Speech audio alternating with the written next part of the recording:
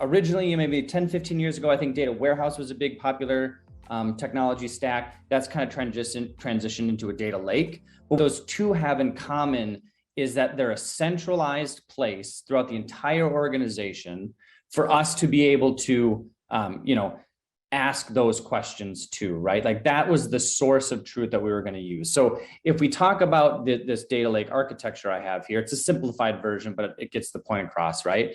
Is on the top left and the top right, we have our operational or transactional teams, right? So that's maybe our supply chain team that's managing our product and inventory data. On the top right, we have our e-commerce team, right? And that cares about products and our orders that are being placed.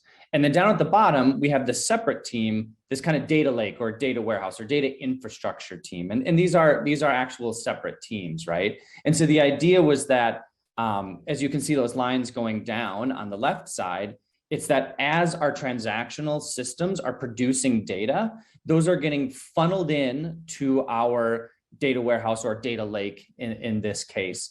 And then that can be leveraged then by other domains. So for example, that product data, the e-commerce site needs to know what products are available and know what inventory is available, as well as our business or data analytics side of the house.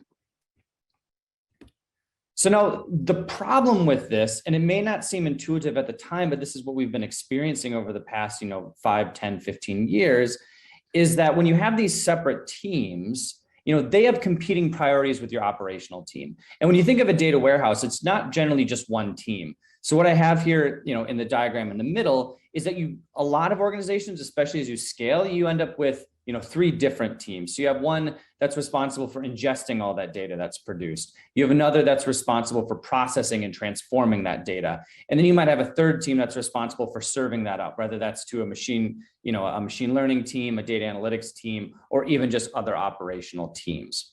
And so the problem that came from this, though, is the fact that these teams, there's 2 issues, right? One is that these teams don't really know the data. They don't really understand supply chain data or e-commerce data like the teams that are building and running those operational systems.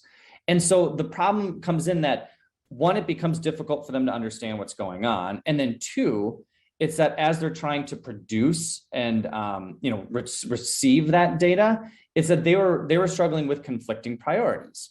Right? It's that, the e-commerce team, their priorities were to serve their e-commerce customers, not necessarily to serve the analytics teams.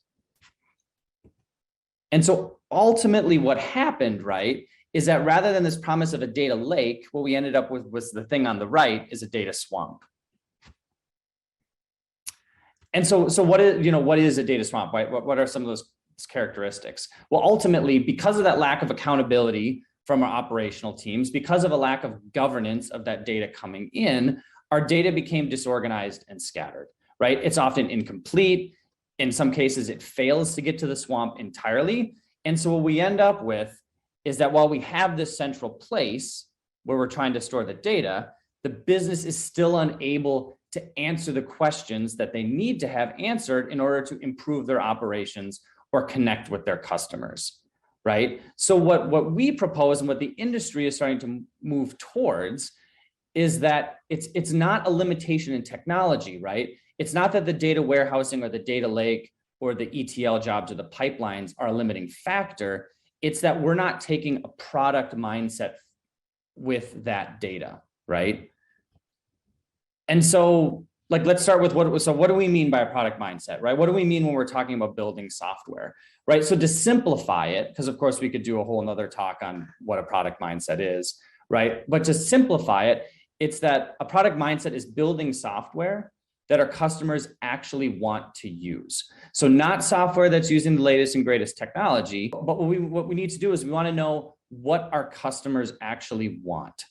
And how do we do that? Well, we ask them, we talk to them, right? So by taking a product mindset to our data, the first question that we as technologists should be asking is what questions does our business care about? So things like, how can we help our marketing team reach our customers? How can we help our warehouse or operational teams optimize their processes?